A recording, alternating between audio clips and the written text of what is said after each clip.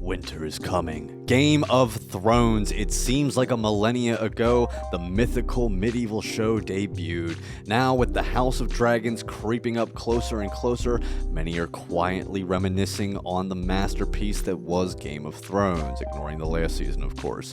Didn't happen, except for that Battle of Winterfell. I don't care what you say, it was that score. That score!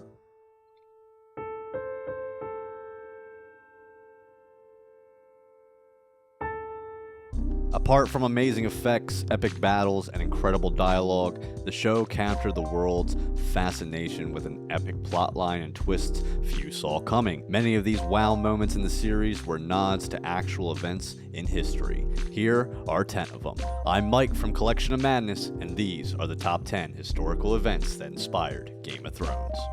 Hit that subscribe button and help us get to our 1,000 sub goal. We're almost there. I know it doesn't look like it, but we're almost there. Trust me, I'm a doctor. Number 10, the War of Five Kings is based off the War of Roses. The War of the Five Kings in the series is largely based on the historical War of Roses, which ranged between 1455 and 1485. Several houses battled for control of the English throne, with houses Lancaster and York being the main contenders, hence the family names in the series, Lannister and Stark. Like Robert Baratheon, King Henry's death was the catalyst for the War of the Roses. Believing the heir to be illegitimate, Richard, Duke of York, he was believed to have had a better claim. Richard York, like Robb Stark, initially was winning the battles, but sadly would eventually lose the war. The War of Roses came to a close with Henry Tudor marrying Elizabeth of York, uniting the York and Lancaster houses. Having the Lannisters and Starks marry at the end of the war clearly wasn't going to happen in the series, but we're not mentioning anything about the show's ending, except that score.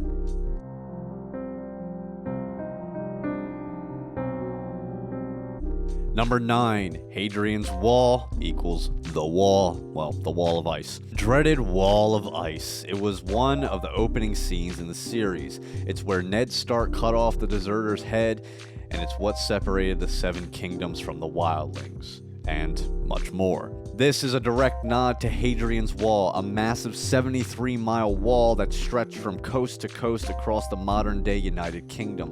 The wall was erected to protect a Roman province from the unconquered Caledonia. Just like the wildlings of the north, the provinces of Caledonia were roamed by clans that were considered to be lawless and savage, and their raids of Roman villages were common. There was one great contempt between the Romans and their tribal neighbors, and the wall was seen as a deterrent to keep them at bay. Although the Romans didn't have the army of the dead knocking at their door, they also didn't have this rad score.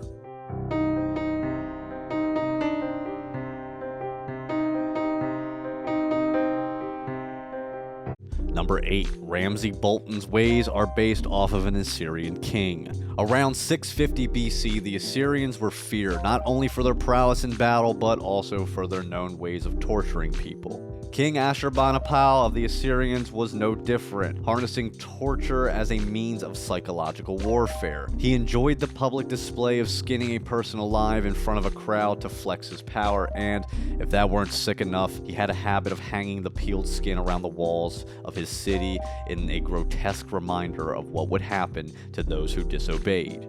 Now, this sounds a lot like Ramsay Bolton, who quite literally used psychological torture along with physical to break a man down to an animal. His sadistic joy in the torture was stomach-churning, making it even worse to know that this character takes inspiration from a real person. Number 7, the Dothraki were based off the Mongol Empire.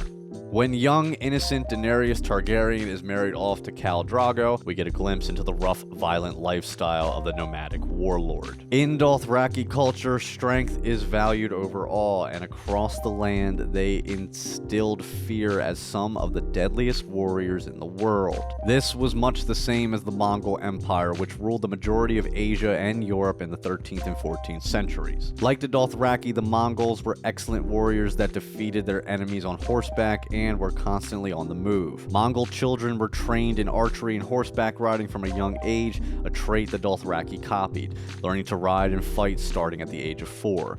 The Mongol Empire was founded by the fearsome Genghis Khan, a prolific warrior and fornicator who to this day is believed to be responsible for about 0.5% of the world's male population. Wait, he is the direct inspiration for Khal Drogo, who was revered as the fiercest Khal among them all. Number 6, the Battle of Blackwater Bay is based off the Siege of Constantinople. In the show, our favorite dwarf outsmarts the larger Baratheon forces with wildfire, a devastating concoction that burns stone, steel, wood, and flesh alike. The inspiration for this little trick was from the second seizure of Constantinople. During this battle, the advancing Arabian army was soundly defeated by a substance known as Greek fire, which, like wildfire, was able to continue to burn on water. Just as Stannis' naval force was obliterated, so was the attacking Arabian fleet during the siege, their vessels soundly destroyed by a blaze before reaching the city walls. To this day, historians still can't trace the exact composition of Greek fire, and it is still unknown of its origins. Number 5, Jaime Lannister's Golden Hand. Watching the reaction Jaime Lannister had to his hand getting caught off still haunts me to this day. Towards the end of the series, we were rooting for the charming, suave Lannister to make a turnaround and become the honorable man Brienne of Tarth saw in him all along. Who doesn't love a good character arc? On the other hand, pun intended, he did push a child out a window, so yeah. After Jaime's so-called fighting hand is removed, he receives a golden prosthetic, which, other than being very Lannister, had to be very heavy and pretty impractical, right? Well, it turns out this prosthetic hand had its origins in history. German knight Gans von Bercholin lost his own right hand at the age of 23 due to an enemy cannon fire. Like Jaime, this was Hans's fighting hand, and he was also presented with a prosthetic. Unlike Jaime's hand, however, Gans's replacement was made of iron and sported joints. That allowed him to continue to use his hand to fight in battle. Using his left hand to tighten the joints of his iron one, he was able to get close to the joints around the sword. Gats of the Iron Hand, as he would become to be known, continued to fight until the age of 64, after which he retired, which, well deserved, sir. Number 4, Joffrey's death. Like King Joffrey, Attila would meet his demise on his very wedding night. In celebrating his union with his new wife, the beautiful Ilko, Attila got, well, drunk, as anyone should on their wedding night, right? Yeah.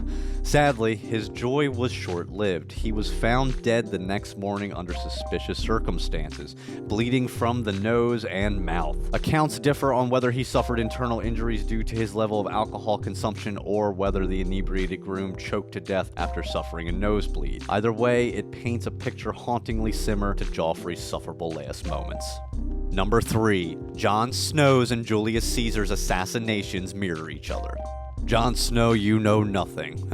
Anyway, you likely let out an audible gasp when Jon Snow, handsome and charismatic leader of the Night's Watch, was murdered by his own men. I sure did.